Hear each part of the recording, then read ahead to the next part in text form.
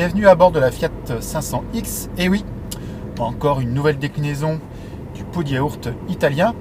Alors, après donc la classique Fiat 500, la version cabriolet 500C, la version sportive Abarth, la version plutôt mini-space 500L et 500L Living qui, elle, a 7 places.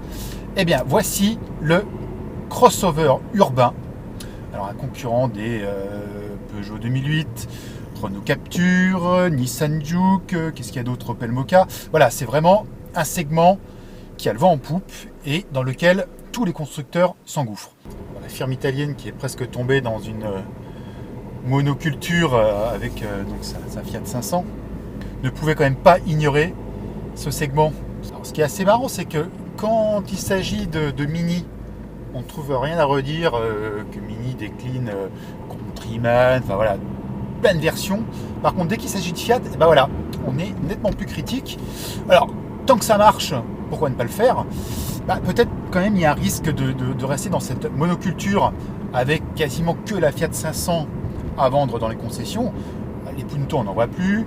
Les Fremont, j'en parle même pas. Il n'y a plus de berline type Chroma, etc. Mais malgré tout, bon, déjà, il y a un look qui est très sympathique et qui est évidemment emprunté de la Fiat 500. Bon, même si c'est un peu plus surélevé, on retrouve quand même tous les attributs du pot de yaourt.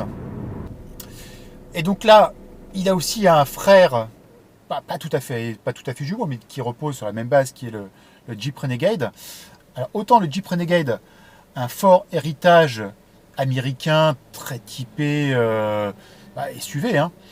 Autant la Fiat, c'est plutôt le petit crossover urbain.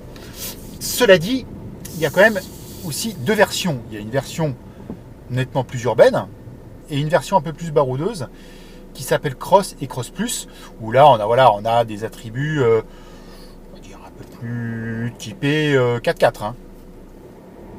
Donc il y a le choix. Alors ce qui est pas mal aussi, c'est qu'il y a évidemment des choix de motorisation assez vastes. Bon, le diesel ici, je sais pas quel moteur c'est, bon, il est quand même assez présent, hein. En revanche, ce qui est pas mal donc dans les versions Cross et Cross Plus, c'est que il n'y a pas que le look de baroudeur, hein. C'est disponible également en version 4x4. Mais également, il y a quand même des boîtes automatiques à 9 rapports, hein. 9 rapports, c'est quand même pas commun sur ce créneau-là, de petite voiture, d'avoir une boîte automatique avec autant de rapports. Là, c'est quand même réservé plutôt à des véhicules haut de gamme. Là, 9 rapports. Bon, là, c'est une boîte méca 6 vitesses. On reste dans la philosophie quand même Fiat 500. L'intérieur, je trouve quand même assez sympathique, hein. Alors, il faudrait que je regarde un petit peu le niveau de finition. Je pense qu'on en est quand même dans le haut du panier, hein. Bon, c'est plutôt sympa, hein. On a par exemple un toit panoramique. Alors, on peut l'ouvrir à l'avant.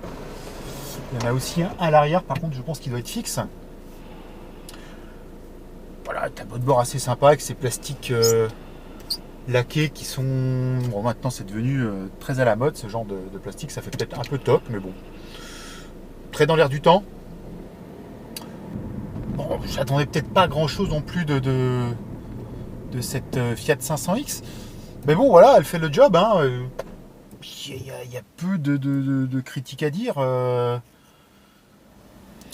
Bon, faut quand même espérer que ce modèle va un petit peu relancer Fiat, qui est quand même en grande difficulté en termes de vente, et que ça va faire revenir un petit peu les gens dans les concessions.